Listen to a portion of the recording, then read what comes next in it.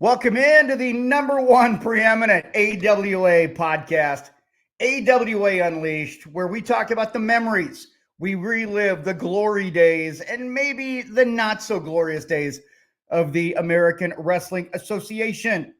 My name is Chris Tubbs. You see that on the screen, but let's go ahead and bring in the two other fellas here that we do this, and Mick Karch and Polish Joe Chupik. Guys, I know we're a day late, and I'd say $1 short, but we're way more than $1 short here.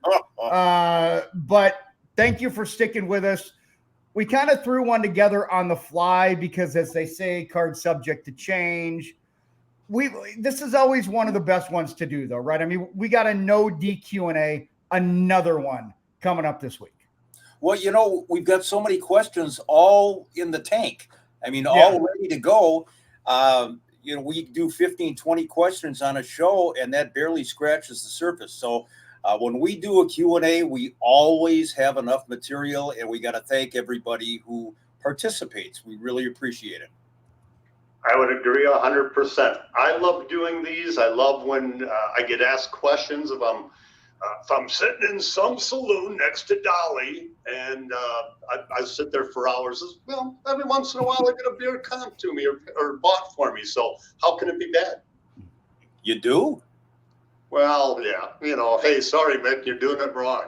Man. See, you strike me more as a speakeasy sort of guy, not a saloon sort of guy. There are times where speaking is not easy for me, so I can't go along with that. Speaking of easy, that's going to be one of the questions coming up later on. Hey. It's foreshadowing. Okay. Foreshadowing, guys. What? Okay. When Go we ahead. get there, was that not a good tease? That was a great tease. It was excellent. That's why you get the 6-figure salary. Let's just say it's a mouthful, okay? Sorry. Okay. Let's get down to some business. First of all, I want to thank SodaStick. You see the logo up there. It's the one place to get your AWA Unleashed merchandise, sodastickco.com. We've still got the black and white t-shirts that are out there. It's got the SodaStick logo on the back. And if you're still looking for a hoodie, I know, it's still cold outside. And if you're planning on, maybe something that's a little bit lighter for the springtime, it's a nice hoodie. You can put your name, your encrypted name right there, your gimmick on the gimmick, as they would say. You can pretty much use the word gimmick all over. Did I use that right, Mick? You can put the gimmick in the gimmick. There's never a wrong way to use the word gimmick. Everything is a gimmick. Everything. Everything's a gimmick. The show's a gimmick. My hat's a gimmick. The biggest gimmick of them all. But if you want it, guys, support the podcast that way. And also want to thank 7th Avenue Pizza. If you haven't seen us eating the pizza, it doesn't mean that we're not eating the pizza. We're just not eating it on the show, because I got to be honest, like sometimes we do this show so freaking early in the morning, and I've eaten my pizza the night before. I don't have the control to keep the pizza for the next morning. So I still thank everything from 7th Avenue Pizza as well. They've got a breakfast pizza, by the way, that is nuts. The cat's meow. It's awesome. 7thAvenuePizza.com. Check them out throughout the Twin Cities Metro. If you're not in the Metro, they can get it shipped to you. And let us know where you find it, because I know some folks are having a hard time finding it. They've got meatball pepperoni pizza. They've got the 7th Avenue. Just so many great things there. And by the way, before we get into the Q&A, do want to say the best way to help us grow, guys, is YouTube. Like, I cannot say this enough. YouTube is probably subscribed to the YouTube channel. That is the best way to help us grow. We see people that are watching. We see people that download, but we really would enjoy you hitting the subscribe button. That is one of the best ways to help sustain the longevity of this podcast. Absolutely. It's free. You're not obligated for anything. Just click the button. And as Chris said, that will expand our horizons, and we'll be able to do this for a long time. And speaking of doing it for a long time, is it showtime? Always. Yes. I want to jump right into that question, but I'm going to wait. The first one For you, Mick, from Dean Reynolds, why wasn't Bobby Heenan in the original movie The Wrestler while Nick Bockwinkel and Ray Stevens were? You know, I saw the question and I pondered it, and I can only say I think it was a matter of timing. Because if I recall, The Wrestler was filmed in 1973, I believe, and Bobby was actually not in the AWA at that point. He came back to the AWA in the fall of 1974 after an absence. He'd been here in 71, 72. So I think it was just a matter of timing, or certainly Bobby would have definitely been part of the original movie, The Wrestler, which incidentally, to me, it's such a classic. If you haven't seen it, it's so bad that it's terrific. And Ed Asner, one of the stars of the movie, said the movie was not released; it escaped. And I think that's all you need to. But it's great, old time vintage AWA footage. So that's why. I mean, that's the only explanation really I can think of, is that Bobby was not in the territory.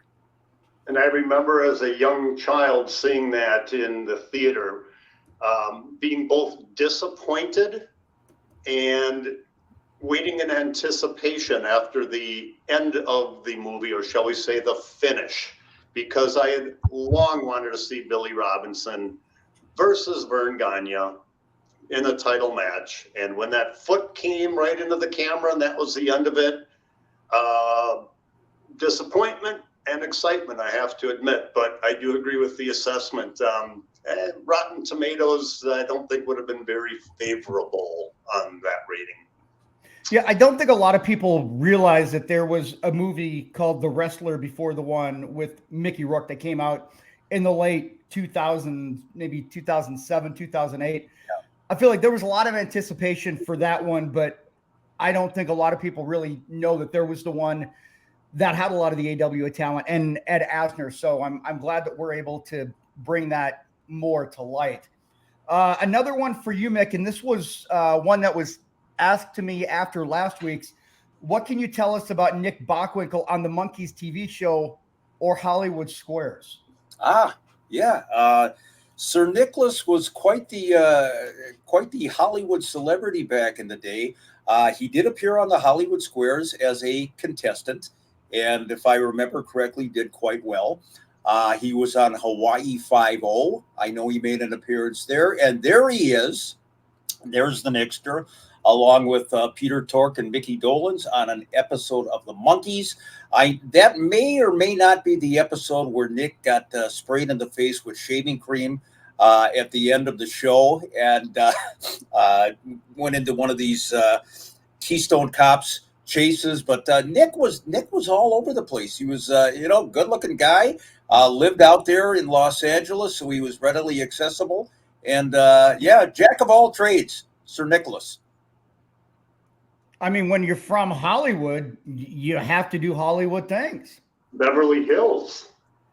That's right. I no reason to doubt Beverly Hills. That's right. Not the Beverly Hillbillies, Beverly Hills. You got it.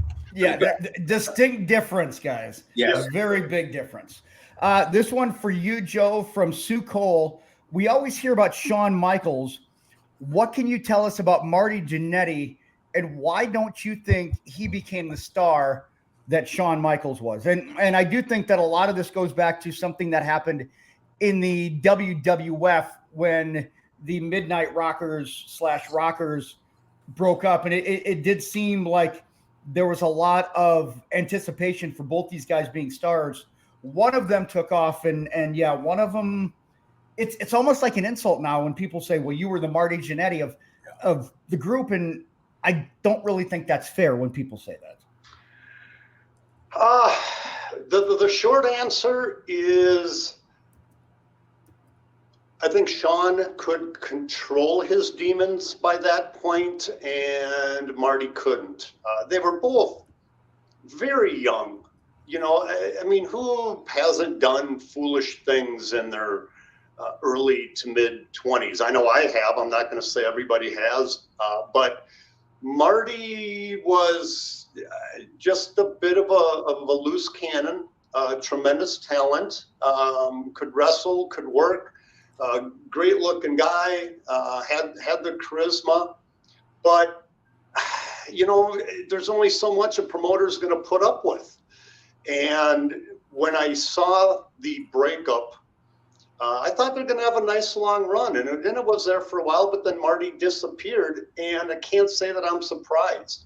What I'm surprised about was that Shawn also didn't. I mean, they left the AWA, went to the WWF, left the WWF, came back to the AWA, and then went back. Mm-hmm. And when I talked to them about it, they just said, the basic answer is that boys will be boys. And they screwed up that first opportunity, and I think they were lucky that Vern took them back after their first disastrous, very mini run in WWF, right? Well, yeah, no doubt. But at the same time, you have to admit that the AWA or Vern, I mean, they were desperate for talent. Yeah, and that's true. Yeah, the downslide had already happened, and so for them to come back was indeed a tremendous opportunity for the AWA to do something with them. And Shawn and Marty made the most of it, and they were able to get back with the WWF, and the rest is history. But even getting back a second time, despite the demons that were there the first time they got released, I would have to assume that Shawn learned from it, realized that, hey, I got to at least tone it down a little bit. And Marty said, fuck that, I'm going to go and do what I'm going to do. And speaking of releasing, was there a story that you could share about the studio and a birthday present from Marty Jannetty to Shawn Michaels? So I know we're not PG-13, but I'm not going to go into the R or X-rated version of it. But I will. I'll let the viewers fill in the blanks as I describe. Filling in what? So we're doing interview day as we did every week, and it was Shawn's birthday, and a special guest female came into the studio and was starting to dance. And then I think the studio got a little bit warm. And so there seemed to be a necessity for Shawn to lose an article of clothing. And well, you got to cool off when it's hot. Well, of course. I mean, you don't want to be hot. No. And I'll just have to say that Shawn rose to the occasion, and he got a birthday present from the gal. And at the time, all of the females that were a part of the production or part of the office were rightfully appalled. I was told to remain on camera and record it, which we did.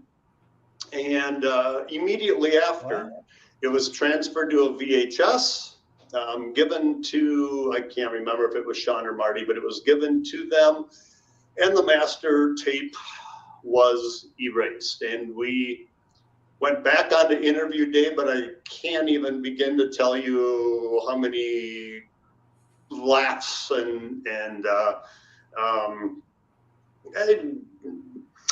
it was an uncomfortable situation, but yeah, that's sort of the kind of stuff that happened. So, well, happy birthday, Shawn! And I'm guessing that the lady who appeared in the studio dancing was not from the Arthur Murray Dance Studio down the street. I would just guess she wasn't doing a waltz. No, but I will say this, that she knew how to blow out a candle.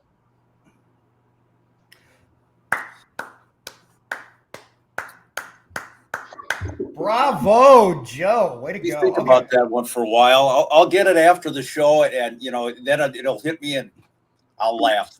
Well, anyway. All right, let's say. By the way, that's not why Marty didn't make it.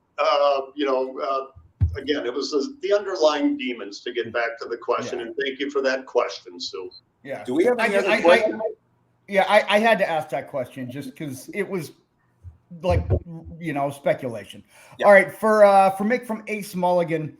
Mick, been told Ace you Mulligan. Ace Mulligan, yes. Mick needs to tell the story about the first time you approached Wally Karbo about getting into the business, particularly the exact quote Wally told you about the alternative, and you have to do it in Wally's voice. Well, you play two parts. You play Mick and you play Wally. Well, yeah. We got a little caveat here. I mean, similar to the Joe Chupik story about Marty Jannetty, I don't want to necessarily quote Wally exactly. I'll let the people, kind of formulate. But it was actually a phone conversation, and I had asked. So here's what you have. So Wally, what do you think my odds are of getting into the business, doing a little announcing, maybe helping around the office, doing something? I want to get involved. Listen, I got a better idea for you. Why don't you find yourself a rich and get married and forget all about the business? And let me put it to you this way. Wally knew his way around the rich, and I probably should have taken his advice in retrospect. Unfortunately, it is what it is, and I'm doing the podcast with you guys today. So, things. It's been a life of bad decisions. That one decision was the butterfly effect that led you to this point in time. Isn't that something? Boy, I tell you, talk about going down a flight of stairs. I mean, This was a spiral staircase all the way down. And here we are talking about Shawn Michaels getting serviced in a TV studio. So that's where my career went, ladies and gentlemen. So thanks for the question. What was his name? Irv Shotgun? What was the Ace Mulligan? Oh, Ace Mulligan. Okay. Good deal. Next question. Yes. Yeah. What was it? Oh God, what was that name? Keith. Oh fuck. What was it? Keith? I can't remember because there was something that you sent me that you mistyped. I think it was like Keith Ape. Was that Keith Ape? Remember Keith Ape? Keith Ape. Yeah, Keith Ape and Ace Mulligan, tag team champions of the world. Is Keith Ape K-Fape for K-Fape? Something like that. Okay. Yeah. I have no idea. Oh God, yeah. Mick, he said something, and it was like Keith Ape, and I'm like, who the hell is Keith Ape? Keith Ape. Keith Ape. Yeah, keep it Keith Ape. So if Keith Ape ever has a question, I will pop like crazy. This one's for me from Mike Rosenberg. I agree with what you said about the Destruction Crew. Is there any chance of getting Wayne Bloom or Mike Enos on the podcast? I love their interaction. I would love to get them. I would. Like, I feel like they, as the Destruction Crew, were a fabulous tag team, and their interaction, I felt when I saw them go to WWF as the Beverly Brothers, my heart sank because I just knew that you were not going to get who I felt they really were. And I just loved the snarkiness, and I believe they were legit tough guys. Like, I mean, and again, we keep talking about the sledgehammer thing, like that Mike Enos was doing. Like, that stuff's hard. I mean, I would love to get them on, though. No kidding, Mick and Joe. I would love to get these guys on. Well, you know what? Let me take care of this. There you go. Wow, Joe. Enos lives in Florida at last check, and Wayne Bloom, I know, is in the area here. So I will start the process. I'd love to get one or both on the show. There they are, the Destruction Group. And, let's not forget that ridiculous stint in WCW when they put them under hoods. Brought them down there for a short time. So, you had the Beverly Brothers, you had the Minnesota Wrecking Crew, and then you had the Destruction Crew. And that was their niche. One little quick thing about the Destruction Crew. I remember being down in Rochester for a taping, and I can't remember the opponents, but Their finishing move was they would put the wrestler on top of their shoulder, and then Enos would do that, and then Bloom would come off the top rope. The guy would flip back over, and the Doomsday device. Doomsday device. Yep. Yeah. Well, this particular clothesline, and I used this in a couple of highlight videos that I had done for the AWA. The guy didn't go all the way over, and literally, so if this is his head, okay, here's his head. He landed on his neck, and I remember being in the truck and thinking, my God, this man is paralyzed. He fortunately was all right, but I remember hearing about that story too. Like I remember distinctly with those guys and that happening. Like I remember very distinctly. Now that you're mentioning, Joe, it's like I know exactly what you're talking about. So I don't know that we can use the footage. I still have it. I maintained a personal copy of all of the pay-per-views that I did. But maybe we can do a still frame of that, do it on a future podcast. But it is one of the sickest bumps that I saw. I don't know that I ever feared for somebody's health and safety in a ring as much as that bump. Well, that's one of those moves that is really dangerous. I mean, there's a handful. If you don't get it just right or tuck your chin or whatever, you're in deep trouble. So as far as you made a great comment, Joe. I'll get this out. That you were at a TV taping in Rochester. So you're the one. That was, wow. I knew somebody was there. I was the one. What did I do? At a TV taping in Rochester. Yeah. Now, I didn't think anybody else was, but I know you were. Well, I was in the production crew, so I was made to be there at that time. Oh, I got you. Okay. Yeah, just because we're talking about Destruction Crew, it's production crew. Two separate things. Okay. Hey, I'll take care of this, Mick. Just don't worry. There we go again. Boy, that was 2 minutes of total bullshit. Go ahead. Hey, this one's from Keith Ape. No, just kidding.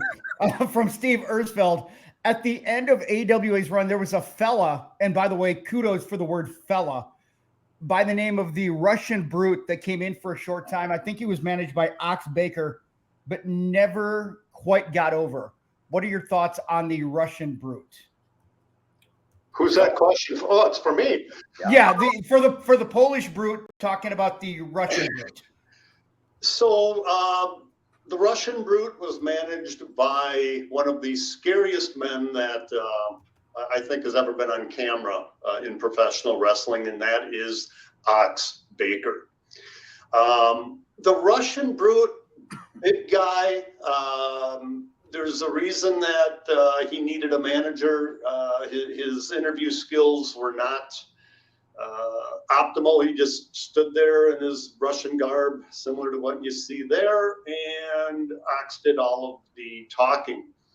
The Brute just didn't have the wrestling skills to make it to the next level. And again, as I mentioned earlier, the AWA, at the time that the Brute came in, if you could put on a pair of trunks, get into the ring, and do a lockup, chances are you're going to be on an AWA card, sadly.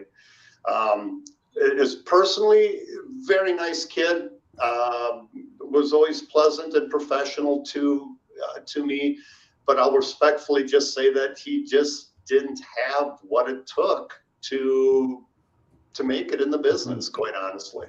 A couple of anecdotes there. His name was George Petrasky, and I believe he was from the Nebraska area. And you're absolutely right. I mean, he came in managed by Ox Baker, and his interview, he would come out with the tape fist because he was doing the hard punch a la Ox Baker. Didn't get over at all, partially because of where the AWA was at the time, and also just so desperate for talent that if you had somewhat the look like you were instantly going to be pushed. Right. And by that point, you're talking 1990, 1991. Yeah. The Russian heel was kind of becoming passe in the wrestling business. I mean, Ivan Koloff was still around, but for the most part, that was gone, and it just didn't get over. And George was a very nice guy. Unfortunately, passed away not all that long ago suddenly, and but very nice fella. Just didn't click. Yep. All right, let's get to the next one for you, Mick, from Perry Carter. You mentioned other Hennigs that were in the business besides Larry, Joe, and Kurt. Do you have any pictures of them? Well, I know you do, Chris. We got a couple of other Hennigs that were in the wrestling business, and unfortunately, in both cases, it was not a very long time. There was, first of all, let's bring up, that's Jesse Hennig, and Jesse was Kurt's brother. And Jesse, for whatever reason, he just didn't quite connect either with the crowd. I don't know if his heart was not in the business, but he was not in for very long. Great guy, very pleasant guy, but you just got to be motivated to stick with wrestling. It kind of like an Evan Johnson or whatever. He just I don't think it worked for him. The other Hennig that I wish would have been around for longer in the business that she was is Kurt's daughter, Amy, and what a sweetheart she is, and what a tremendous talent she was in the business. And for personal reasons, she opted to go in a different direction. I had heard that the WWE actually said no to her, and I don't understand that, because that would have been a natural thing as far as I'm concerned, natural progression of the legacy. But she had tremendous talent. She even did the superplex off the top rope like her father did. And so, yeah, Jesse and Amy both in and out of the business pretty quickly. Still got to hand it to the legacy. I mean, three generations of the family, even though they were short-lived on Kurt's kids. I mean, Joe did all right for himself, for a short while. I wish he would have gotten a bigger push. But great family. Nothing but good things to say right on down to Kurt's wife and his kids. Had the pleasure of meeting Kurt's wife and son Hank at the AWA reunion, and was able to share some stories with both of them, and thoroughly enjoyed meeting them and talking with them. Sat at the same table as well. For some reason, somebody thought I should sit at a table and sign autographs, and well, hey, I enjoyed my time. So thank you for the reunion, Mick. You got it. And I do have to say, like, meeting the Hennigs, they seem like some of the nicest, most genuine people you could possibly meet. I mean, so incredibly humble too. Like I was blown away by just how thoughtful and friendly they were. I mean, because some people you could figure, especially when you're not comfortable in that realm, might be a little standoffish. Not the case at all. Like, I was very, very impressed, and one of the first families of wrestling in Minnesota, I think, without a douut. No question. And great people, very humble. And just real quickly, the first time I met Amy, she was working at a bank where I banked as a teller, and I was wearing an AWA hat. And I walked in, I'm making the transaction, and she says, "Yeah, do you follow wrestling?" And I said, "Yeah, well, probably a little more closely than I should." And she said, "My dad was a wrestler." And I looked at her, and boom, immediately, you knew, because I had seen her wrestle in Waterloo, Iowa. And I said, "Oh my God, you're Kurt's daughter." And, from there we struck up a friendship, and she's just a wonderful, wonderful person. Lenise Hennig is as nice and down to earth as anybody you are ever going to meet. So Lenise was great, Kurt was great, and the whole family, the kids were raised well.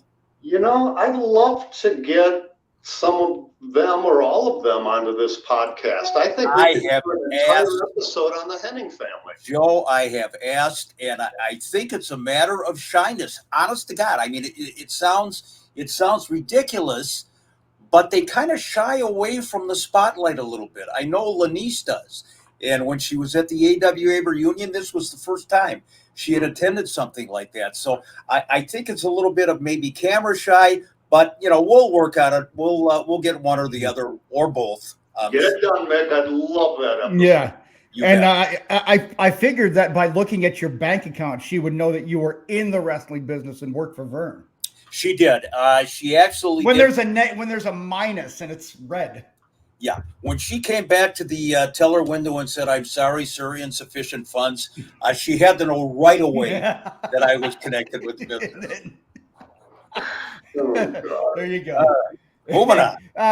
This one for Joe from James Lee. I attended the AWA reunion. It was great to see Pat Tanaka and Derek Dukes in attendance. They were part of the last hurrah for the AWA. You worked with them. What were your impressions of both? Both very, very good talents.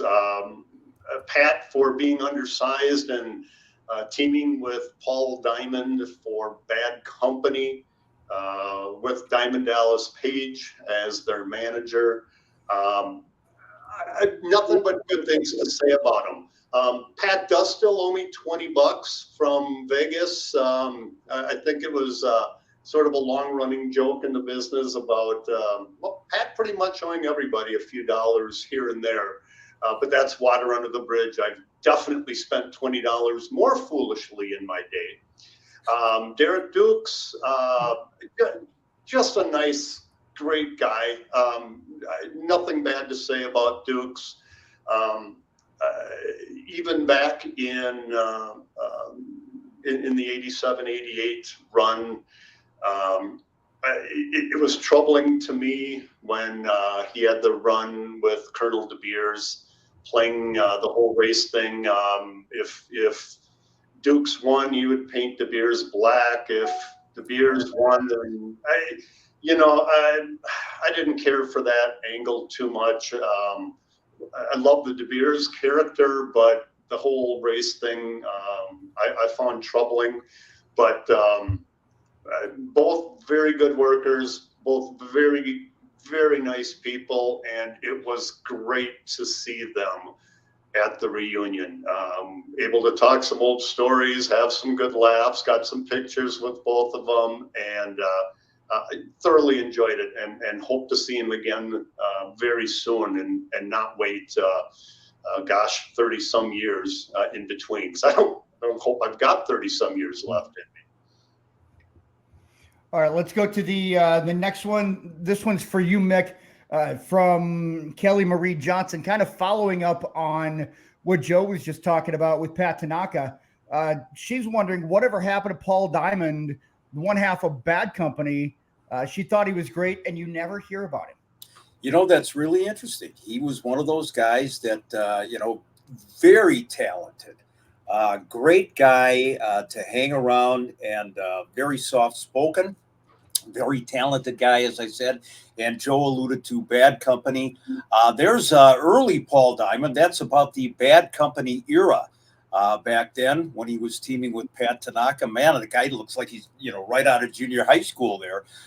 Then, unfortunately, he got saddled with a couple of other gimmicks when he went to out east.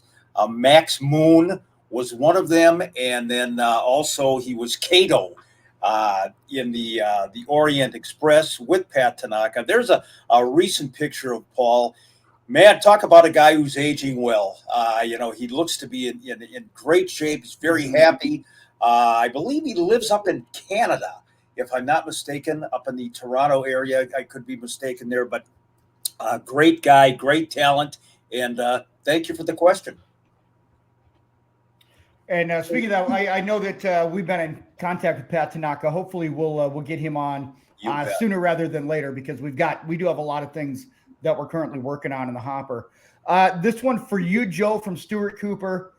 What was Jerry the King Lawler let me spit that out. What was Jerry the King Lawler like to work with, and why did he leave the AWA so abruptly? Thanks for the question, Stuart. What was the King like to work with? I can sum it up by just saying he was a professional.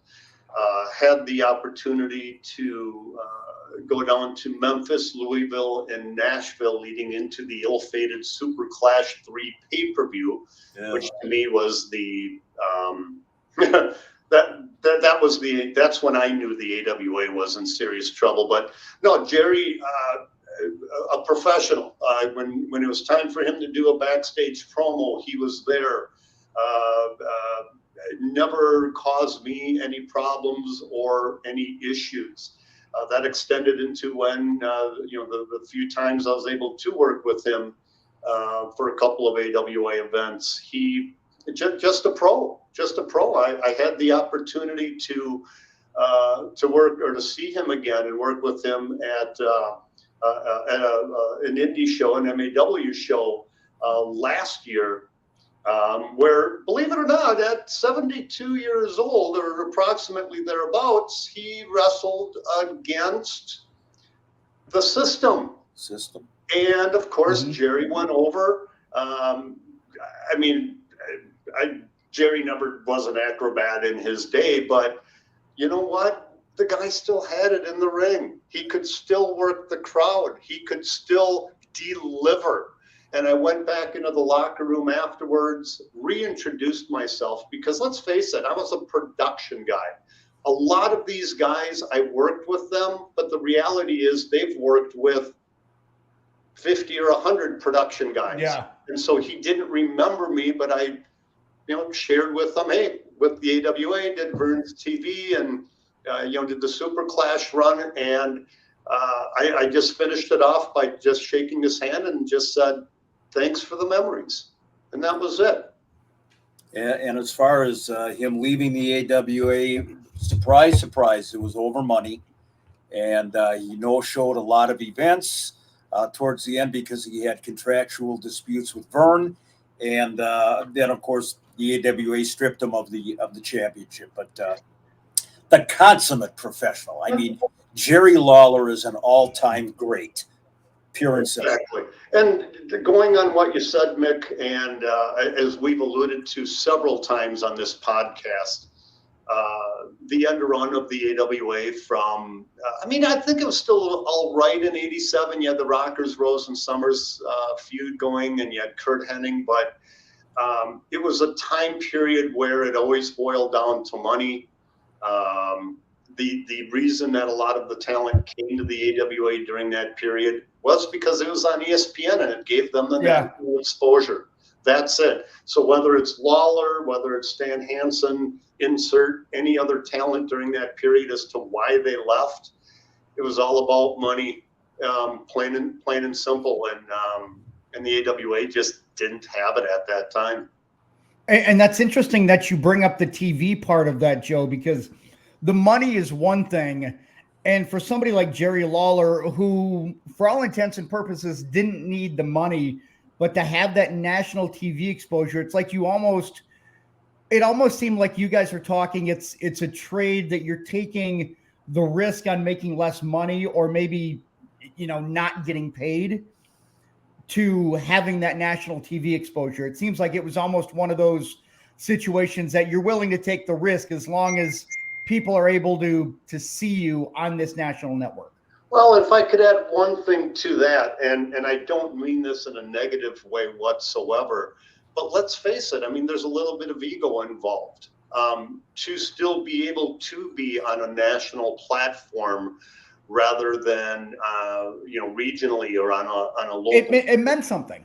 Exactly. So there was a fine balance of getting paid what you think you deserve and still maintaining your national exposure, so that hopefully you get the call from Vince.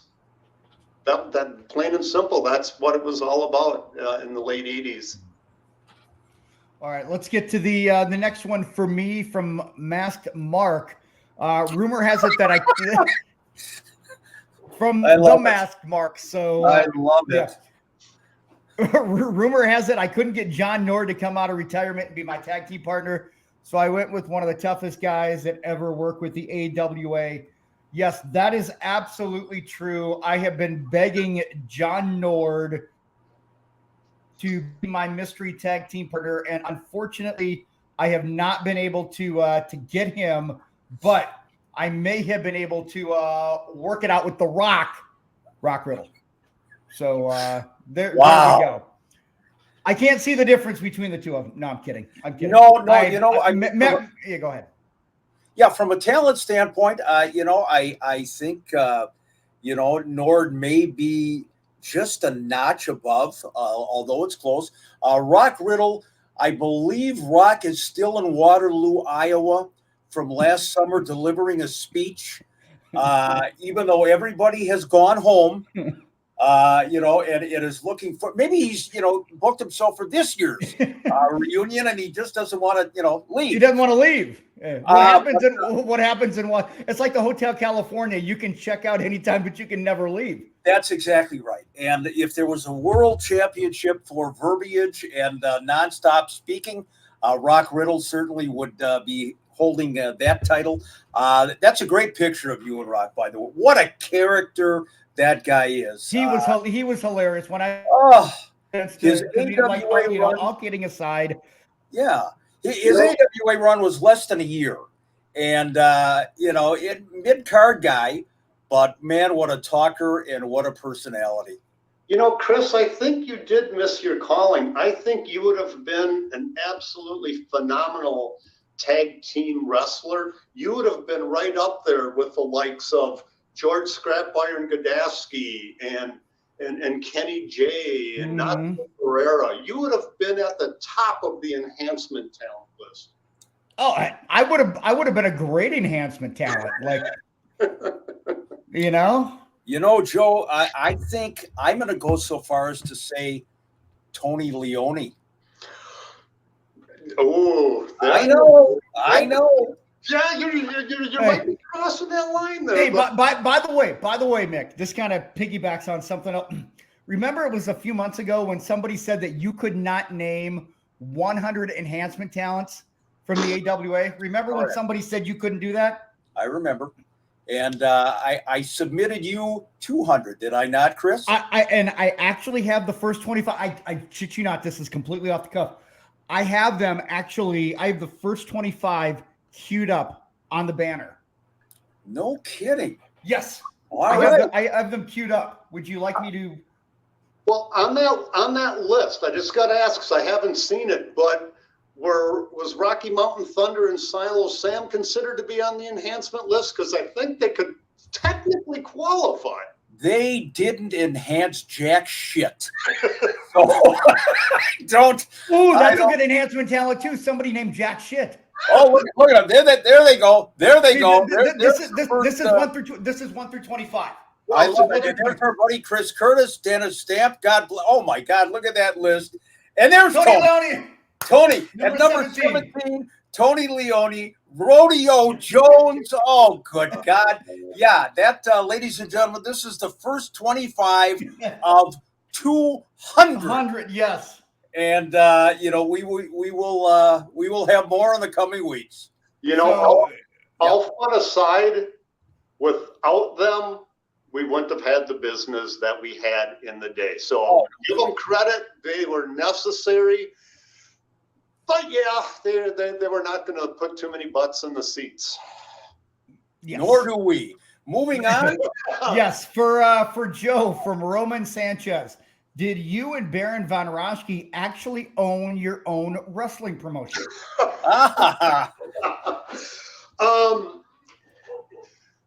I did. We did not together. We did not own our own wrestling organization. However, I gave it a run. Back as about 2003, Mick actually contacted me to do some production work for a local indie league. And I did it for a little while, but surprise, surprise, you're not going to make money in an indie league. But I did it because I had a contract with Channel 45, a local TV station. Mhm. After a while, I decided to go off on my own. The promoter decided that he didn't want to do it anymore. And so I decided to create my own league. The only reason I did it was because Channel 45 still wanted to have the wrestling show. So I decided to do it. And my first call was to have Baron von Raschke as my commissioner. And he did a fabulous job. The league disbanded when Channel 45 decided they did not want to renew the contract. I think we did about, I want to say about a year's worth of programming. I still have some of the shows in the can. I will probably say that I think they were well produced, but because it wasn't making money, I was not delivering a new weekly show. I just couldn't justify it. And so I did, unfortunately, I think like a lot of indie leagues, it came and went. I enjoyed my time. Actually partnered with Tony DiNucci on a handful of shows, but only a handful of shows. That's another story for another time. And yeah, that was it. But yeah, I had my own wrestling promotion for a while, and Baron was my commissioner. And I'd be remiss if I didn't say, and that is all you need to know. There we go. Got a couple more here, guys, before we go ahead and bring it home. This one for you, Mick, from David Irving. I've heard you say that Pampero Firpo wrestled under a different name at one time. Is this true? And was his crazy style always the same? Good question.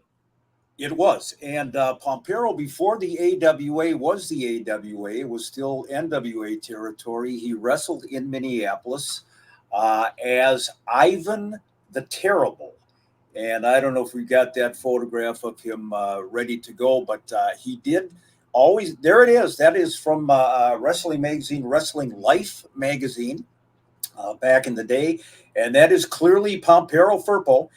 Interesting story. I had him sign an old program from Minneapolis where he was listed as Ivan the Terrible. And he signed it. He just signed it Ivan. And then he said to me, please don't tell anybody about this. Well, you know, God bless him. Pampero's no longer with us. So I think I can safely tell it now. Let's look at the later Pampero Firpo. There he is.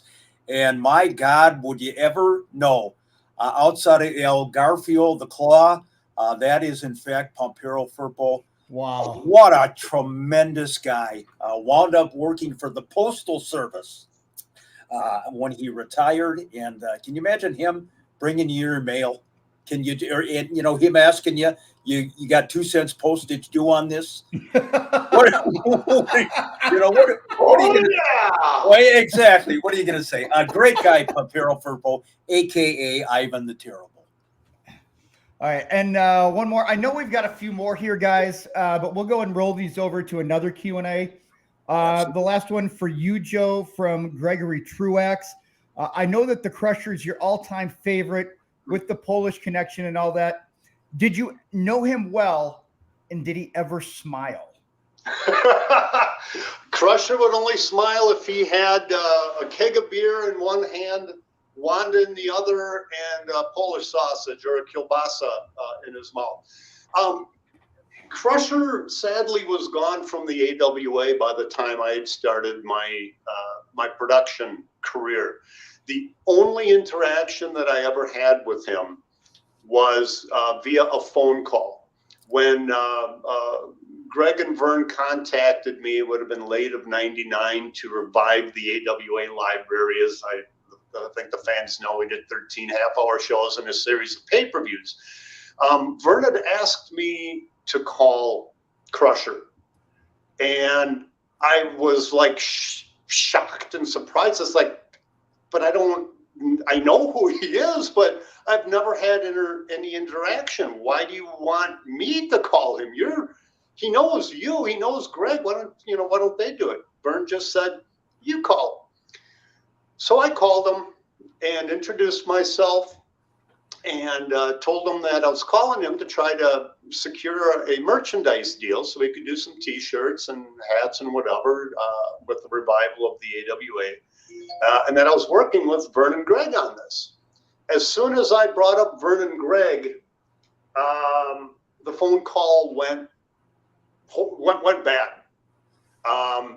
He wanted nothing to do with the Gagnes, a long-running feud with them, and I immediately just had to scramble. I was not expecting this, although I probably should have, judging by Vern having me call him. So I changed gears, and I was not going to lose the opportunity to thank him and tell him of my Polish heritage, growing up watching him being a Pole from South Milwaukee, how much I enjoyed him, and how there was one opportunity, my godmother's son at the St. Paul Civic Center, Crusher was, actually, no, I take that back. That was Ivan Putski, so scratch that. That'll be another story for another time. But I went into the Crusher about being Polish and how he was my favorite because of all of that.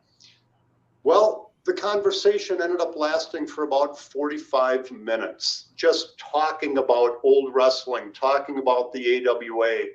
And by the end of the conversation, he was at least open to signing a deal. I like to think I had something to do with that. Now, the deal never did get signed, but I cherish that just under 1 hour conversation with talking to my childhood wrestling hero and the favorite, the one, the only, the Crusher.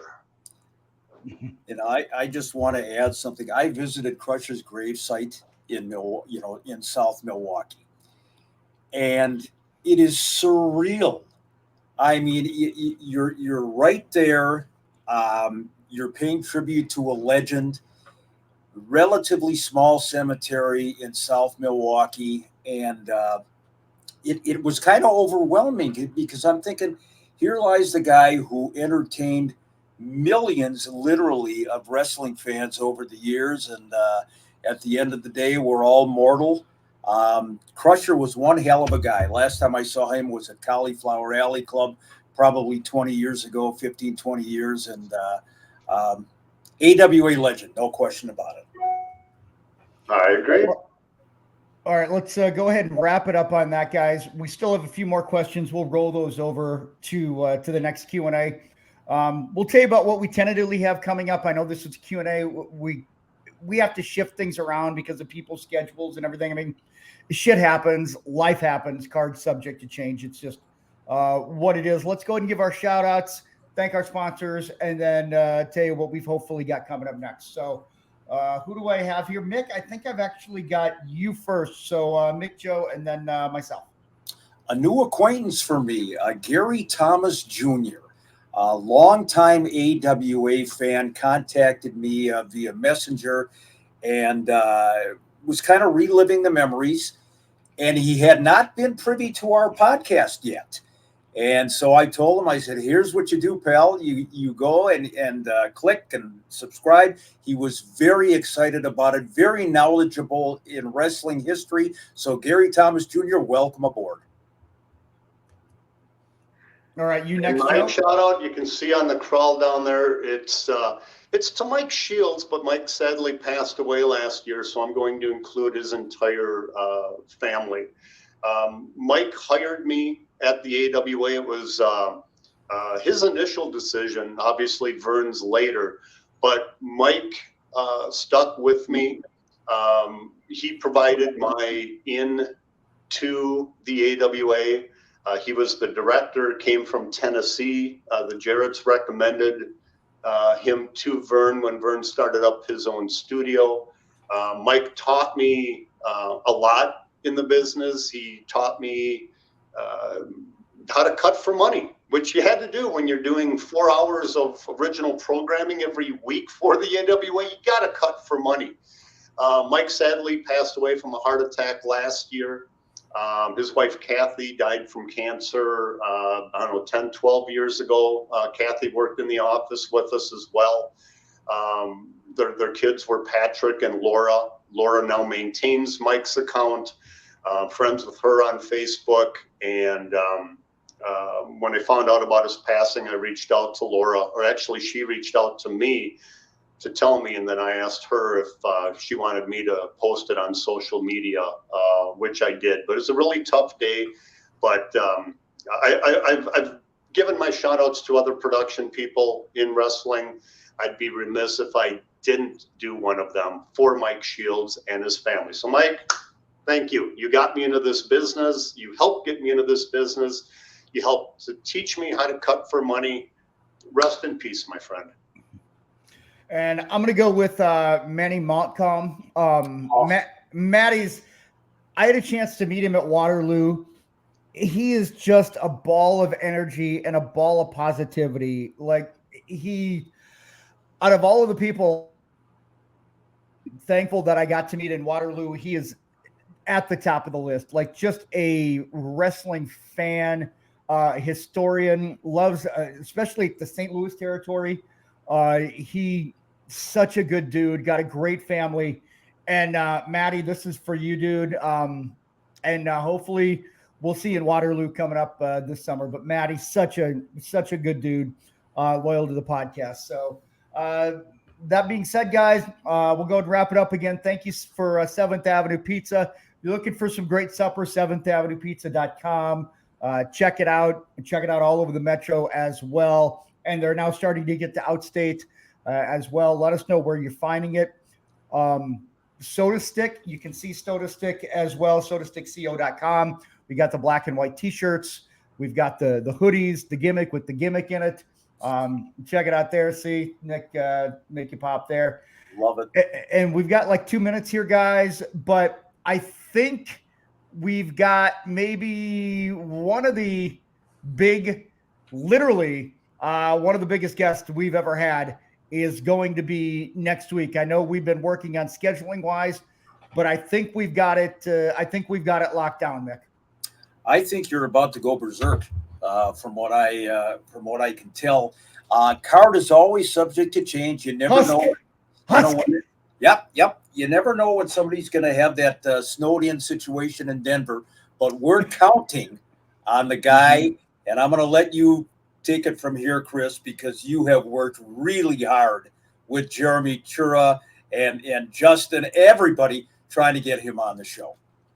Yeah, I hopefully well, I got no puns on it, but John Nord. I'm hoping that we have John Nord coming up. We were supposed to get him on. Unfortunately, schedules again, card subject to change. We got a lot of things. It's very fluid here, guys. I cannot stress enough to you. This stuff is fluid. So even though we promote and we've got the best case scenario, best intentions, stuff goes sideways. We have to pivot. And I mean, that's the wrestling business, right? Just remember, if you don't make your payment, then we care. Right through the windshield. No question.